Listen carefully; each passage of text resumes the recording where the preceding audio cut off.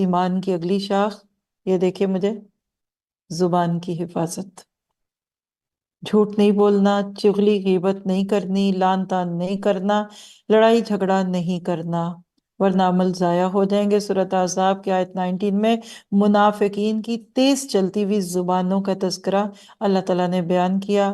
اخلاق سے گری ہوئی بات نہیں کرنی، غرور اور تکبر والے الفاظ استعمال نہیں کرنے۔ اور بخاری کی روایت ہے کہ جو اللہ اور آخرت پر ایمان لائے اسے چاہیے کہ اچھی بات کہے ورنہ خاموش رہے۔ دیکھیے کہتے ہیں گڑ سے کوئی مر جائے تو اس کو زہر کیوں دو؟ سانپ بھی مر جائے لاٹھی بھی نہ ٹوٹے، ایسی بات کریں کہ بولے بغیر آپ کی بات اگلے کو سمجھ آئے۔ ایک کلک سے بات سمجھ آتی ہے تو آپ جملہ کیوں لکھتے ہیں؟ ایک لفظ سے سمجھ آتی ہے تو آپ اس کے اوپر پورا پیغام کیوں بناتے ہیں؟